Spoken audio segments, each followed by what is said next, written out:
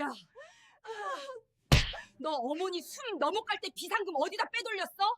당장 안 내놓을 거야. 30년 세월을 하루같이 치매 시어머니 대소변 받아내며 모신 며느리 정숙 씨. 하지만 어머니가 돌아가시자마자 신우이는 기다렸다는 듯 며느리의 뺨을 사정없이 갈겼습니다. 어머니가 남긴 건 이 낡은 괴짝 하나뿐이에요. 정숙 씨의 울부짖음에도 가족들은 비웃었습니다. 고작 3년 신어 다해진 98만 원짜리 신발. 이게 수고비냐? 당장 이 집에서 빈손으로 나가. 하지만 그 누구도 몰랐습니다. 그들이 쓰레기라며 내던진 낡은 괴짝 밑바닥에서 나온 건 강남 요지 5,200평 땅 문서와 현금 3억 원. 이 땅은 현재 시세로 최소 52억 원입니다.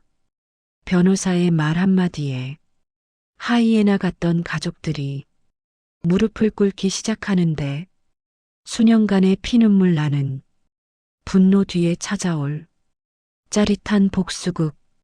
당신들이 어머니께 했던 그대로 돌려드릴게요.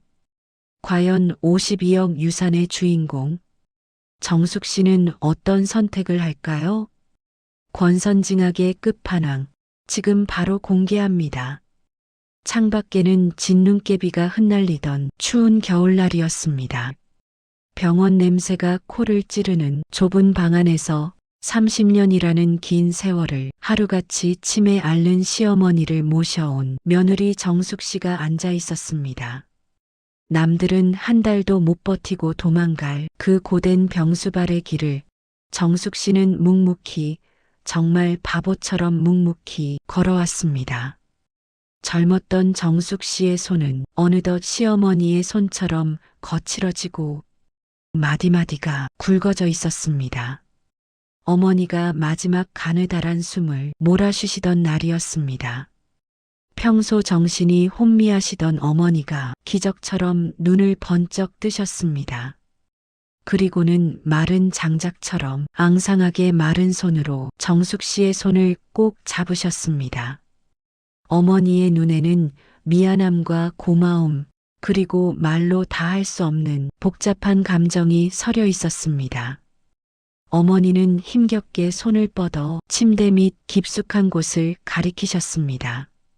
거기엔 먼지가 뽀얗게 쌓인 세월의 흔적이 고스란히 묻어나는 낡은 나무 괴짝 하나가 숨겨져 있었습니다. 정숙 씨는 직감했습니다. 아, 저게 어머니가 끝까지 지키려 하셨던 마지막 전부구나. 정숙 씨는 흐르는 눈물을 훔치며 속으로 생각했습니다. 어머니, 그동안 고생 많으셨어요.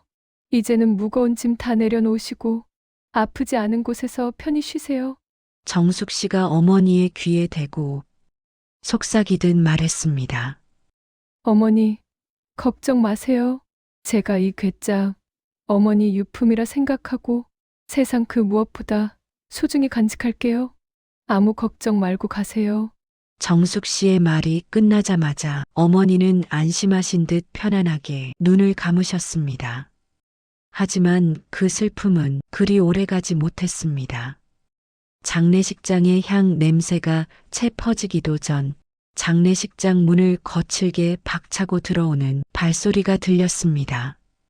첫째 시누이 영자와 동서들이었습니다. 그들의 눈에는 어머니를 잃은 슬픔 따위는 눈 씻고 찾아봐도 없었습니다. 오직 노인네가 숨겨뒀을지도 모를 쌈짓돈, 그 탐욕스러운 욕심만이 번뜩이고 있었습니다.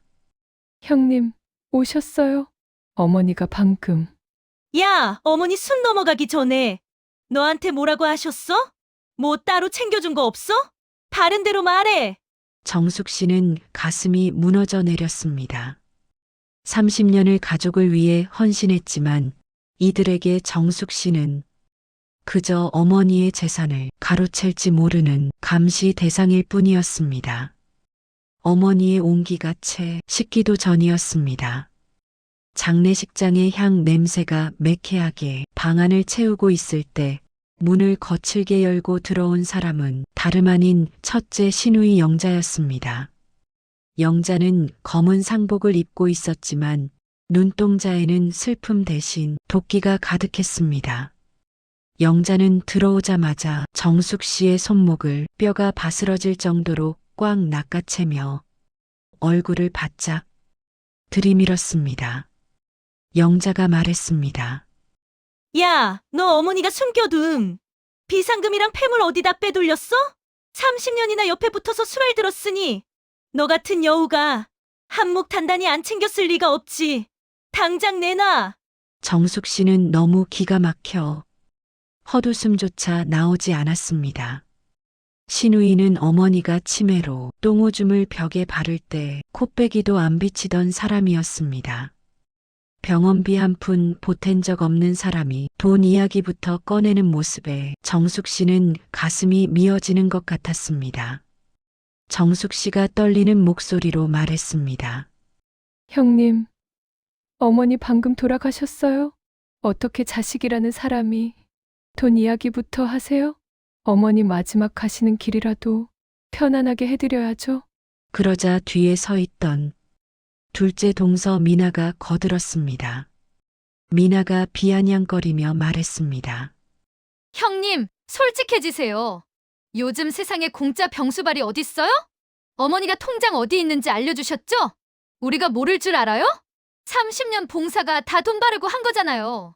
시니어 여러분, 이런 소리를 들으면 가슴에 불이 나지 않겠습니까? 정숙 씨는 입술을 깨물며 눈물을 참았습니다. 탐욕에 눈이 먼 그들에게는 죽은 어머니보다 어머니가 남겼을지 모를 숫자가 더 중요했던 것입니다. 정숙 씨의 지난 30년은 그야말로 피눈물 나는 고행길이었습니다.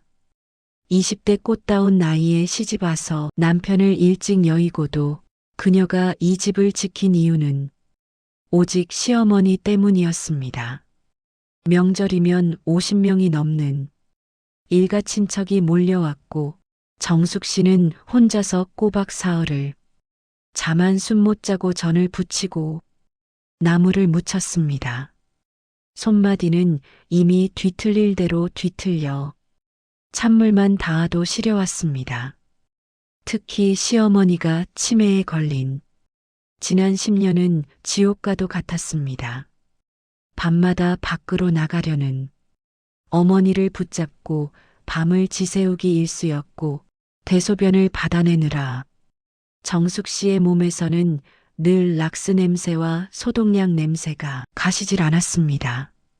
그럴 때마다 동서들은 가끔 찾아와서 도와주기는커녕 입만 살았습니다. 둘째 동서 미나가 말했습니다. 어머 형님, 집에서 냄새가 너무 나요.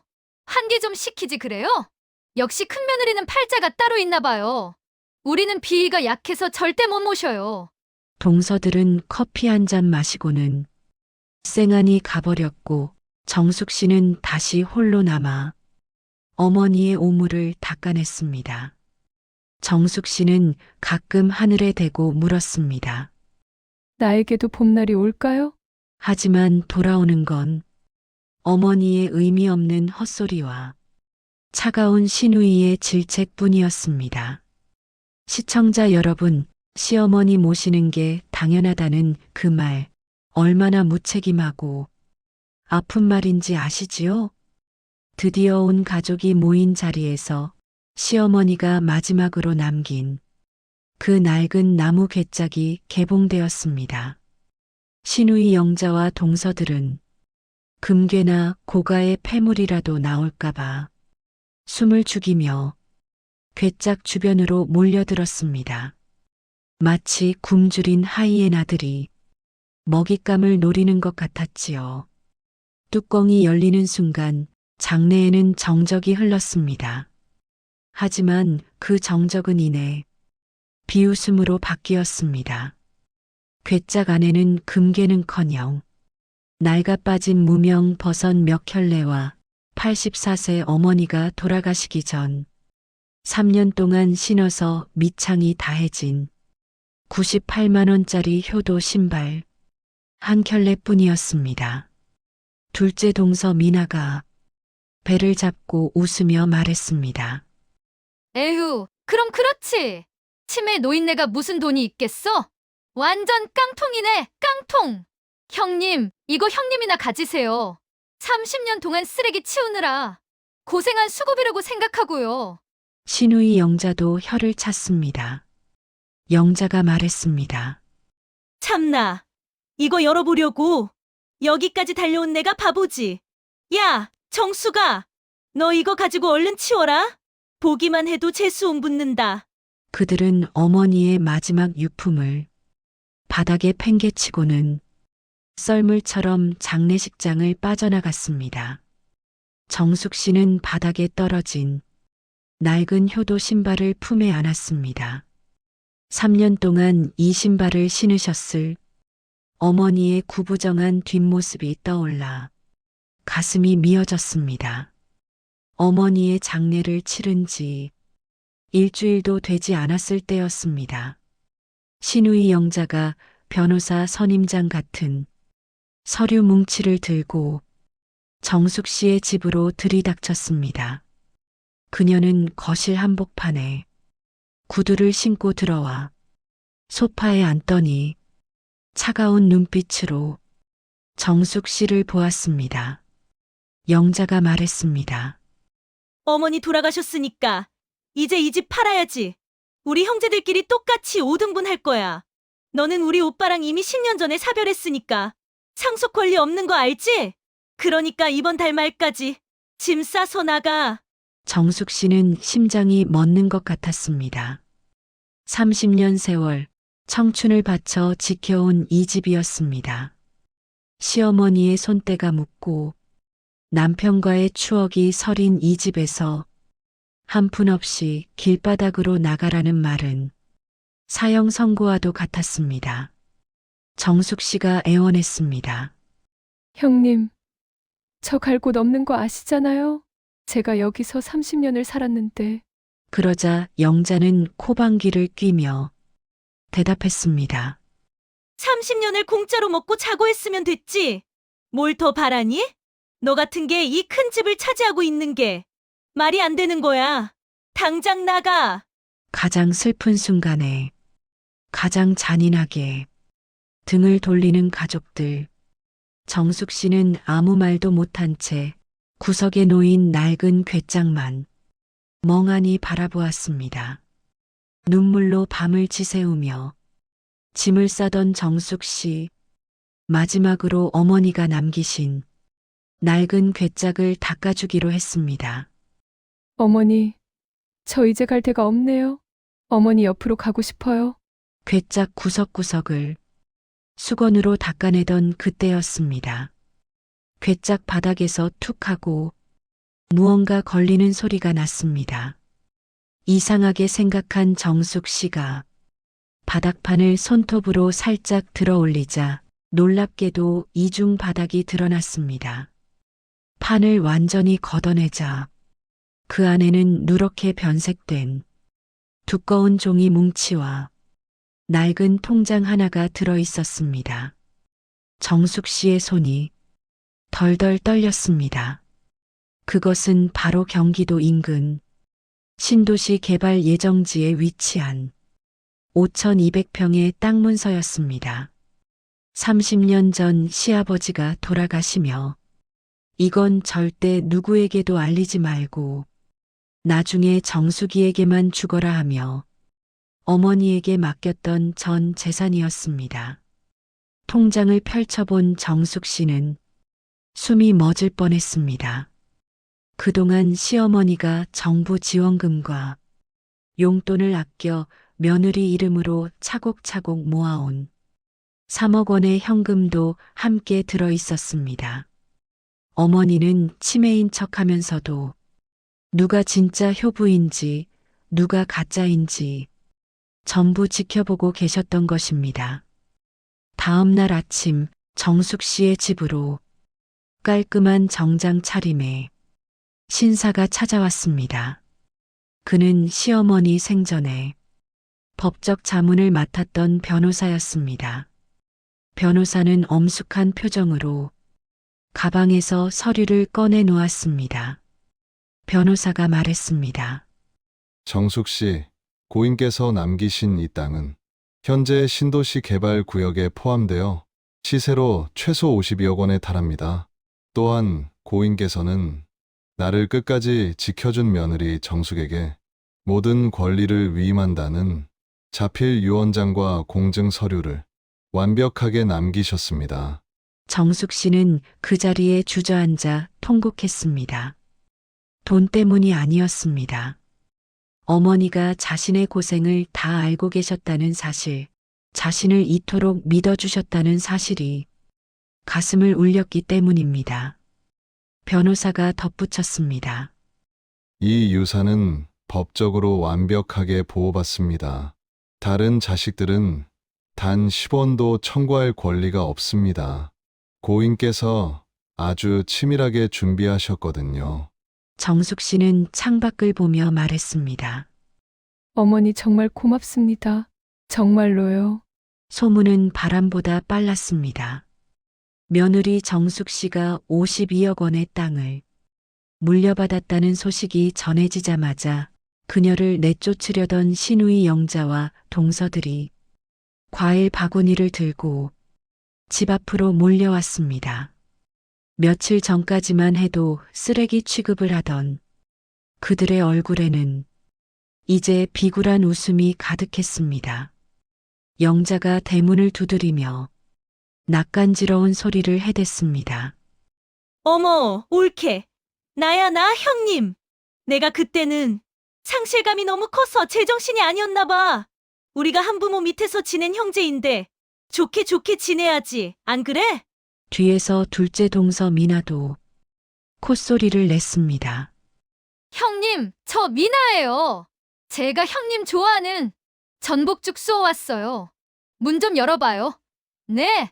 시청자 여러분, 어쩌면 사람이 이렇게까지 뻔뻔할 수 있을까요? 그들은 정숙 씨의 손을 잡으며 마치 세상에서 가장 친한 사이인 양 굴었습니다. 하지만 정숙 씨는 문을 열어주지 않았습니다.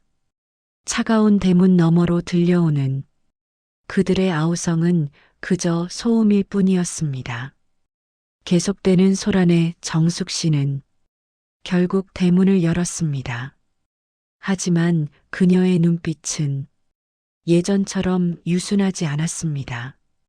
정숙 씨는 그들을 거실로 들이지도 않고 대문 앞에서 차갑게 식어버린 보리차를 내놓으며 말했습니다. 정숙 씨가 말했습니다. 어머니가 그러시더군요. 뿌린 대로 거두는 법이라고요. 당신들이 어머니 살아생전 던졌던 모진 말들, 그리고 나를 쓰레기 취급하며 내쫓으려던 그 마음들, 이제 그대로 가져가세요. 영자가 당황해서 말을 더듬었습니다. 아니, 옳게? 그래도 우리가 가족인데 52억이나 된다면서 그걸 혼자 다 먹겠다는 거야? 정숙 씨는 단호하게 대답했습니다. 이 돈은 어머니가 저에게 주신 위로금이자 당신들에게 주지 말라고 하신 숙제입니다. 당신들은 어머니의 임종보다 괴짝 안의 돈이 더 궁금했었죠? 이제 그 괴짝 안에 있던 낡은 신발이나 가지고 돌아가세요. 정숙 씨는 변호사를 통해 작성한 접근 금지 통보서를 그들에게 건넸습니다. 정숙 씨는 복수에서 멈추지 않았습니다. 그녀는 상속받은 52억 원 중 상당 부분을 시어머니의 이름을 딴 치매 노인 전문 쉼터를 건립하는 데 기부했습니다. 돈 때문에 부모를 버리는 세상에서 어머니 같은 분들이 외롭지 않게 지낼 수 있는 공간을 만든 것입니다. 또한 비록 시누이와 동서들은 괘씸했지만 학비가 없어 고민하던 조카들의 대학 등록금은 몰래 장학금 형식으로 전해주었습니다. 정숙 씨는 말합니다. 어머니, 미움과 원망은 제가 다 가져갈게요. 어머니가 가르쳐 주신 대로 이제는 저도 사람답게 웃으면서 살겠습니다. 나쁜 놈은 벌을 받고 착한 사람은 결국 복을 받는다는 명확한 권선징악의 결말. 정숙 씨는 이제 낡은 괴짝 대신 어머니의 사랑을 가슴에 품고 새 인생을 향해 걸어갑니다. 이것이 바로 30년 효부가 받은 세상에서 가장 아름다운 보상이었습니다. 할머니, 할아버지, 오늘 영상 재밌게 보셨어요? 엄마가 그러는데 다음 이야기를 만들 힘은 구독과 좋아요에서 나온대요. 꼭 눌러주셔야 해요. 알겠죠? 오늘도 함께 해주셔서 고마워요. 다음 이야기로 또 만나요. 안녕!